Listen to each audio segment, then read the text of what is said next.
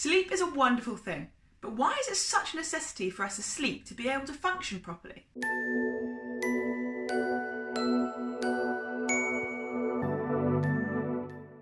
Throughout our lives, sleep is so important. Getting enough quality sleep can help maintain our physical health, mental health, quality of life and safety. Basically, the way you feel when you're awake depends in part on what's happening when you're sleeping. Your body repairs itself when you're sleeping. Your blood vessels, your muscles and even your heart are undergoing really important healing and repairing. Sleep also helps you to balance your hormones. For example, the hormone that makes you feel hungry or full can become unbalanced. A lack of sleep will increase the amount of hunger hormone inside you, making you feel hungrier throughout the day. Sleep also affects how our body reacts to insulin, the hormone that controls your blood sugar level. Not getting enough sleep regularly can increase our blood sugar levels and therefore can increase your risk of diabetes. And if that wasn't enough to convince you to get to sleep on time, your immune system also relies on getting enough sleep. I'm sure we've all experienced how not getting enough sleep can really affect our mental well-being as well. A lack of sleep can really affect how you function because when you're asleep, your brain is preparing you for the next day. Even just a loss of 1 or 2 hours regularly every night can reduce your ability to function so that your brain acts as if you haven't slept for about a day or two. It's scary how much we need to sleep. Many other studies have also shown that sleep helps with learning. Whether it's learning to ride a bike or doing maths, learning can help your problem-solving skills, attention and concentration. Lack of sleep may cause you to have trouble making decisions and controlling your emotions and behaviours. And children and teenagers who aren't getting enough sleep also have these troubles. They find it hard to get along with people, might be more irritable, have mood swings, and just find it harder to get themselves motivated to do other things.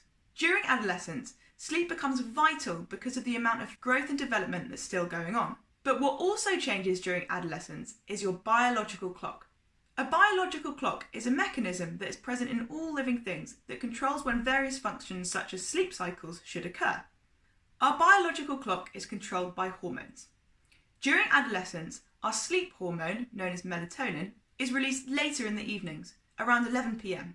This means for teenagers it can be especially difficult to get to sleep early like they used to, pre-puberty. And these melatonin levels stay higher during the morning, which is why teenagers find it so difficult to get up sometimes. So biologically, teenagers are programmed to be up and alert later and less awake in the mornings. But obviously, this clashes with social hours such as school hours. And if teenagers are supposed to get their recommended 9 hours a night, but they're only able to get to sleep at 11 p.m, that means they should be realistically waking up at 8 a.m. at the earliest. Studies have suggested that a 7 a.m. alarm for teenagers is the equivalent of a 4:30 a.m. start for a teacher in their 50s. Imagine that 5 times a week. It's no wonder that sleep experts are campaigning for school hours to start later and finish later.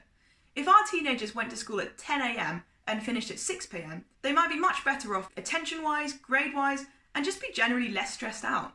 But why are teenagers so irritable in the mornings as well?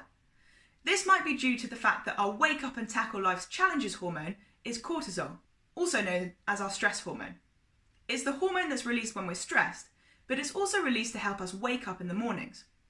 After 20 or 30 minutes of waking up, your cortisol levels can be anywhere between 38 and 75% higher than usual. This might be one reason why teenagers are more grouchy in the mornings, because they're full of cortisol, our stress hormone, and they still have that high level of melatonin, our sleep hormone. The impact an early school start can have on a teenager is often misunderstood by teachers and parents. It's easy to assume that the reason teenagers are so sleepy in the mornings is because they went to sleep late or they're just really lazy and don't want to get up for school. It's also a common belief that if teenagers went to sleep earlier, they'd feel brighter in the mornings.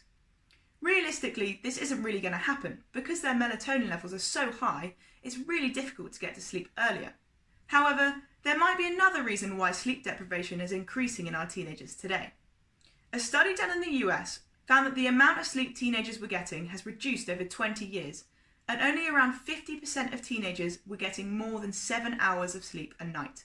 And this all could be down to the increasing amount of technology in our homes, particularly in the bedroom. Over 90% of teenagers use some form of technology before bed, and studies have shown that the blue light from our screens delays the release of our sleep hormone, making it harder for us to go to sleep on time. Although this affects everyone, it's especially problematic for teenagers because they're already biologically predisposed to a late release of sleep hormone. And it's not just the blue light that might be hindering our sleep. It's being online on social media, playing video games, or watching TV that might stop us from going to sleep on time. So it's just best to avoid technology in the bedroom altogether. There's no magic number of hours of sleep a night that a teenager needs, but the National Sleep Foundation recommends that teenagers aged 14 to 17 need somewhere in the range of 8 to 10 hours of sleep a night. But so many teenagers are not getting this invaluable sleep, and this is a real cause for concern. During adolescence, the brain is very much still developing, and in particular, the prefrontal cortex. The prefrontal cortex area is one of the last areas in the brain to mature. It's responsible for complex thinking and decision making, as well as our emotion regulation. And this part of the brain is especially sensitive to sleep deprivation. So it's no wonder that teenagers who aren't getting enough sleep are having troubles with mood swings, risky behaviours, attention difficulties, and problems controlling their emotions. So how can you help as a parent? You can't force a teenager to go to sleep, and we know that biologically, teenagers aren't going to be able to get to sleep around 9:30 p.m. like they used to. Try talking to your teenager about the importance of sleep. Whatever they're into, you can try and figure out how you can connect sleep to be really important to that. For example, sports. Sleep helps your muscles to repair, therefore getting enough sleep and enough quality sleep is going to make you stronger and fitter and just better at your sport. Or maybe they're into video games. Video games needs a lot of concentration and it's all about practice really. So the more sleep that your teenager's getting, the better off their reactions, their concentration, all that kind of stuff needed for gaming is going to be.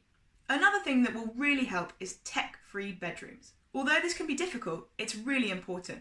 And not just for teenagers, but for everyone. As we said earlier, it's the blue light from screens that is delaying the release of your melatonin, your sleep hormone. By removing all tech from bedrooms, you remove this blue light late at night. Some families have tried a family charging point. So say for example in the kitchen, everyone puts their phone, tablets, laptops, whatever, down into the kitchen overnight to charge. This therefore removes them from bedrooms and everyone's involved. However, sometimes laptops or phones might be needed after dinner to finish off some work or reply to some emails. If this is the case, consider installing Flux onto your devices. Flux makes the light from your screens warmer and less blue. This therefore makes it less likely that your sleep hormone will be released later, allowing you to get to sleep on time.